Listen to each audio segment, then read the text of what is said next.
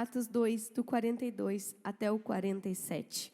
Esse texto é um texto muito importante, porque esse texto é a continuidade do plano de Deus para que nós venhamos a estar aqui hoje.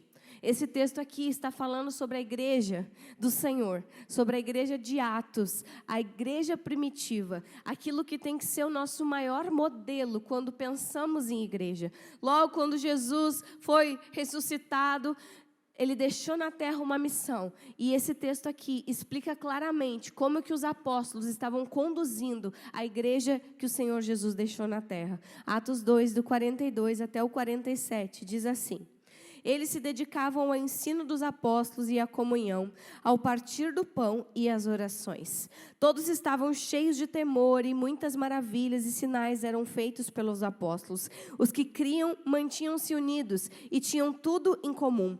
Vendendo suas propriedades e bens, distribuíam a cada um conforme a sua necessidade. Todos os dias continuavam a reunir-se no pátio do templo, partiam o pão em suas casas e juntos participavam das refeições com alegria e sinceridade de coração, louvando a Deus e tendo a simpatia de todo o povo. E o Senhor lhes acrescentava diariamente os que iam sendo salvos. Eu creio que esse é o texto para nós hoje. E a primeira coisa que eu quero te dizer é que a igreja do Senhor não é a família da fé. A igreja do Senhor sou eu e é você. Vira para o irmão que está do lado aí e diz: você é a igreja do Senhor. Vira para o outro aí e diz: você é a igreja do Senhor.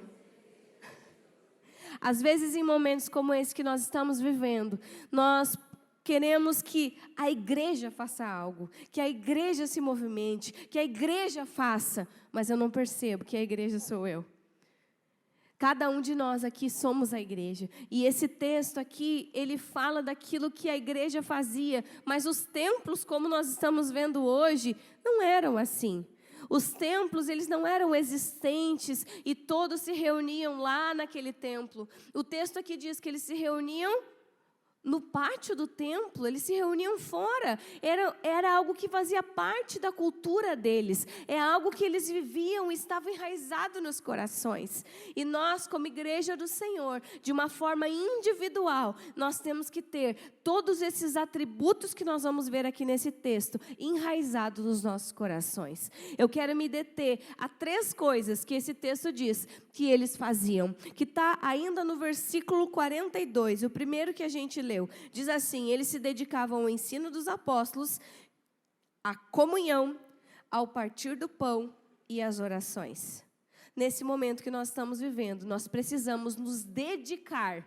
Dedicação não é algo que eu só faço. Dedicação é algo que exige empenho. É algo que exige que eu venha me esforçar, me esmerar. E eles se dedicavam à comunhão, ao partir do pão e às orações. Diz comigo: a comunhão, ao partir do pão e às orações. E é exatamente isso que o Senhor espera da sua igreja neste momento que nós estamos vivendo aqui no Rio Grande do Sul. Que nós venhamos a nos dedicar à comunhão, ao partir do pão e às orações. Primeiro, vamos estar falando um pouquinho sobre a comunhão. A palavra de Deus em Colossenses 3, 13 e 14 nos diz assim: suportem-se uns aos outros e perdoem as queixas que tiverem uns contra os outros. Perdoem como o Senhor lhes perdoou. Acima de tudo, porém, revistam-se do amor, que é o elo perfeito. Nesse momento, nós precisamos ter essa consciência de comunhão, suportando uns aos outros. Às vezes a gente pensa: o que eu posso fazer? O que você pode fazer? Ser o suporte de alguém. Às vezes é um telefonema que você vai dar para alguém que está numa situação difícil. É uma palavra que você vai liberar. Infelizmente, é uma cena trágica e o nosso emocional, que estamos apenas olhando, fica abalado. Vocês já imaginaram como está o emocional daquelas pessoas que perderam as suas casas? Daquelas pessoas que perderam os seus parentes, que perderam os seus filhos? Aqui na Ubra, tem mais de 100 crianças que estão sem os seus pais, que ainda não sabem se os pais estão vivos ou mortos. Imagina que talvez tenham 100 pais que estão sem os seus filhos. E como que está o emocional dessas pessoas? Neste momento, pessoas precisam de pessoas para serem os seus suportes, para serem aqueles que no momento de dificuldade vai dizer, encontra alívio no Senhor, eu vou orar por ti, eu vou liberar uma palavra sobre a tua vida. Você pode ser o suporte de alguém nesse momento. Você pode ser aquele que vai dizer, olha, eu não sou nada, mas o meu Deus é. E a palavra de Deus diz, vinde a mim todos os que estão cansados e sobrecarregados e eu vos aliviarei. Nós podemos ser aqueles que vão estar mostrando o caminho, um caminho de alívio, um caminho de suporte, um momento de dificuldade ao qual as pessoas podem aprender a entregar as suas dores, entregar as suas aflições diante do altar do Senhor, para que Ele mesmo possa estar causando alívio sobre essas pessoas. Nós precisamos ter essa consciência de comunhão, porque às vezes eu não vou ter o dinheiro para ajudar, mas eu tenho os meus 2 braços e as minhas 2 pernas. Talvez eu não vou ter o dinheiro, mas eu vou ter o meu trabalho que eu posso estar ofertando. Eu fico tão feliz quando eu vejo nas redes sociais médicos, enfermeiros, tantos profissionais se dedicando de forma gratuita para ajudar aqueles que estão necessitados. Você pode ajudar. Nesse momento, nós temos que ter o olhar de que não é o meu eu, mas é a comunhão, é a unidade, é o estarmos juntos, é poder ajudar com aquilo que nós temos, seja pouco ou seja muito, nós podemos ajudar. O texto diz que eles tinham tudo em comum. E hoje eu fui em casa rapidamente, estou ficando na minha mãe, já que o Diego está fora, e eu fui em casa rapidamente e eu olhei e disse assim, não, eu preciso fazer uma limpa aqui rapidamente das minhas coisas. Tirei todas as cobertas que tinha, fiquei só com as que estavam na cama, né? E mais 1 ou 2 lá. E foi tudo. Eu não preciso ter 2 cobertas a mais. Eu não preciso ter 5 cobertas a mais. Eu não preciso ter 5 travesseiros a mais. Eu tenho que pensar no meu próximo. Eu tenho que amar o meu próximo como eu amo a mim mesmo. E eu me coloco na situação dessas pessoas e eu penso, meu Deus, se eu tivesse perdido a minha casa, o que eu gostaria de estar ganhando nesse momento? Eu fui no mercado e eu olhei a pasta de dente, tinha pasta de dente ruim, tinha pasta de dente boa. Eu pensei, não, eu não vou comprar pior, porque eu não gostaria de ganhar a pior. Porque eu tenho que amar o meu próximo como a mim mesmo. Nós temos que olhar com um olhar de comunhão. Nós temos que olhar o nosso próximo com um olhar de generosidade. E o segundo atributo do texto é o partir do pão. E quando a gente fala de partir do pão, quando a gente parte o pão, nós não estamos dando algo que nos falta. Nós estamos dando algo que nos custa. Generosidade não é você dar aquilo que está te sobrando. Generosidade é você dar aquilo que vai te custar algo. É tirar daquilo que você tem e dividir com outra pessoa. É isso que o texto fala no partir do pão. Às vezes a gente pensa assim, eu tenho 2 pão, então eu vou dar um para o fulano e eu fico com o inteiro para mim. Isso não é generosidade. Generosidade é partir o pão. É você ter um pão e você dividir com quem não tem. Isso é generosidade. Nesse momento, o Rio Grande do Sul precisa de generosidade. E principalmente dos cristãos. Às vezes nós pensamos assim, mas o governo já vai dar. Mas o órgão não sei qual está contribuindo com tanto. Não, gente. Os cristãos têm que ser os primeiros, assim como a igreja de Atos, assim como a igreja primitiva, que é o nosso modelo de igreja. Era uma igreja que vivia partindo pão de casa em casa. Qual é o teu pão? Qual é o pão que você pode partir hoje? O que você pode estar doando? Como você pode estar contribuindo? Isso é generosidade. É você não olhar para o que vai te faltar, porque Deus é um Deus de restituição. E o pastor Zé hoje falou aqui, é melhor dar do que receber, né? É melhor dar do que receber. Por quê? Porque Deus restitui. E quando a gente dá, Deus coloca algo novo no lugar. É por isso que é melhor dar do que receber. A maior alegria, a maior felicidade em dar. O nosso Deus é um Deus de restituição. E eu quero ler um texto contigo. Provérbios, capítulo 11, versículo 24 e 25. E esse texto nos ensina muito sobre generosidade. O texto diz assim, Provérbios capítulo 11, versículo 24 e 25. Há quem dê generosamente e vê aumentar suas riquezas. Outros retêm o que deveria dar e caem na pobreza. O generoso prosperará. Quem dá alívio, os outros alívio receberá. Quem dá alívio, receberá alívio. O generoso é quem realmente prospera. E o versículo 24, ele diz que tem algumas pessoas que não prosperam porque não dão. Não prosperam porque estão retendo aquilo que deveriam dar. Tem muito crente que tem uma vida miserável, que não prospera na sua vida, porque na verdade tem um espírito de avareza agarrado no calcanhar e não quer dar nada para ninguém. Se Deus faz prosperar a tua vida, para que você faça prosperar a vida de outras pessoas. Se o Senhor te dá abundantemente, é para que você possa estar abençoando aqueles que estão na sua volta.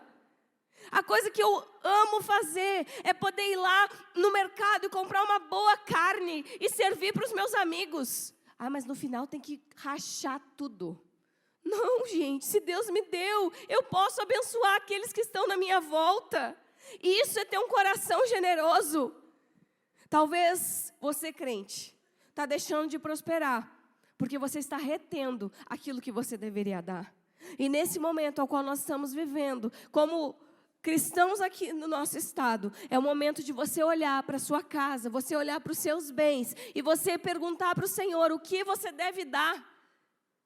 Para que lá na frente você não venha colher desgraça. Para que lá na frente você venha viver realmente a vida abundante de prosperidade que o Senhor tem para você. Porque Deus quer que nós venhamos a prosperar. Mas aqui em Provérbios há um princípio. Deus não pode abençoar aqueles que retêm o que deveriam dar. Se você quer prosperar, se você quer ter riqueza, seja generoso. Há quem dê generosamente e vê aumentar as suas riquezas. Você quer ver aumentar as suas riquezas? Dê generosamente nesse momento. Se você quer ter uma vida próspera, não seja um avarento.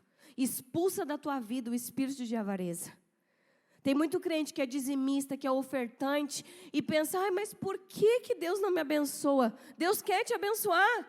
Mas é você que está lá aceitando o espírito de avareza na tua vida. Você não está conseguindo mandar ele embora, porque você não consegue ter um coração generoso. Deus espera que todo cristão tenha um coração generoso. O texto na igreja de Atos diz que eles vendiam o que tinham e davam conforme a necessidade de cada um. Eles vendiam o que tinham e redistribuíam. Claro que era outra forma de dinheiro, não se tinha, literalmente dinheiro como a gente tem hoje. Mas a gente pode olhar para isso e entender um princípio. Nós temos que dividir. Nós temos que ser aqueles que abençoam quem está ao nosso redor. Nós temos que ser aqueles que não retêm a bênção que o Senhor coloca sobre as nossas vidas. Mas nós temos que ser aqueles que liberam bênção sobre a vida de outras pessoas também. Deus te chamou para ser bênção. Deus não te chamou apenas para ser aquele que recebe. Ovelha gordinha. Ovelha gordinha, a primeira a ser morta, hein? Às vezes é assim. Os crentes querem só receber. Mas não conseguem ser generoso em dar com as outras pessoas. Dar para as outras pessoas. Eu realmente espero, e eu tenho certeza que o Rio Grande do Sul vai se levantar das cinzas e vai ser reconstruído. E o nosso Deus, Ele é um Deus que Ele supre as necessidades. Ele é um Deus que restitui aquilo que foi perdido. Eu creio nisso, mas eu também sei que eu tenho que fazer a minha parte. Eu também sei que eu não posso medir esforços. Eu também sei que eu vou ter que abrir mão de algumas coisas para investir em pessoas, para ajudar pessoas que estão necessitando. Ame o próximo como a ti mesmo. Não dê para o outro o que não te custa nada. Não dê para o outro roupa rasgada. Não dê para o outro sapato com uma sola descolada. Não dê para o outro alimento que está para vencer amanhã. Eu fico louca quando eu vejo as doações e eu abro as sacolas e é roupa fedendo a mofo de 1940. Que nem... Nem o cachorro está aceitando, entendeu? Dê aquilo que te custa. Generosidade é dar aquilo que me custa, é partir o pão, é tirar daquilo que eu tenho para compartilhar, para dividir. Amém? Então, primeiro, comunhão. Segundo, generosidade, partir do pão. E o terceiro é orações.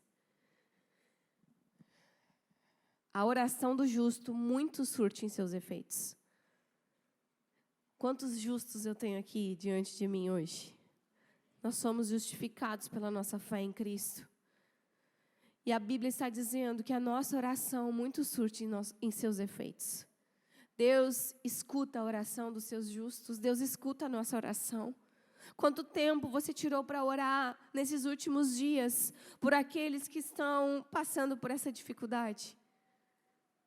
Quanto tempo nós passamos olhando tantas tristezas nas redes sociais? É bastante, não é? E olhar tanta desgraça só abala a nossa fé.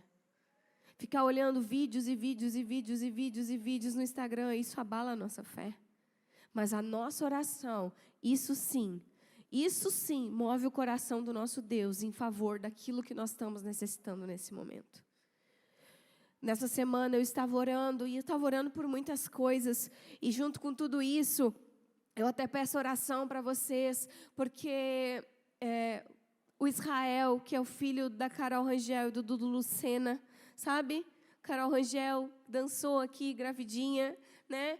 O Israel, ele nasceu na semana passada e ele teve algumas complicações no parto. Ele nasceu sem ar e ele teve que ser reanimado. Enfim, foi para a incubadora, teve que passar por um procedimento e ele ainda está no hospital.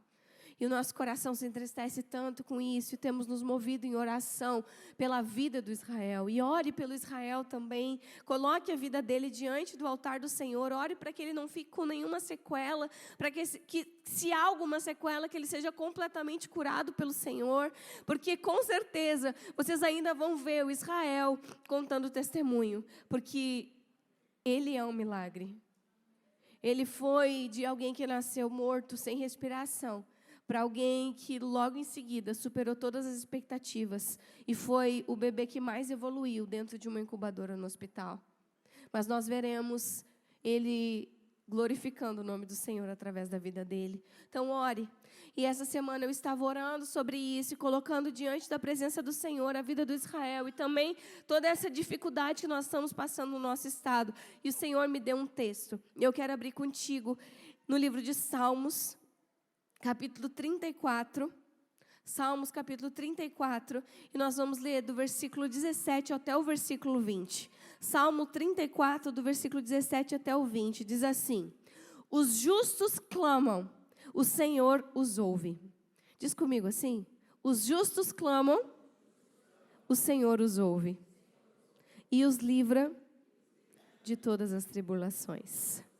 Esse é só o versículo 17, mas eu quero continuar lendo aqui e dizer assim: o Senhor está perto dos que têm o coração quebrantado e salvos de espírito abatido. O justo passa por muitas adversidades, mas o Senhor o livra de todas, protege todos os seus ossos, nenhum deles será quebrado. Os justos clamam e o Senhor os ouve e os livra de todas as tribulações. O Senhor está perto dos que têm o coração quebrantado e os salva-os de espírito abatido. Eu tenho certeza que essa é uma palavra para esse tempo. A oração do justo muito surte em seus efeitos.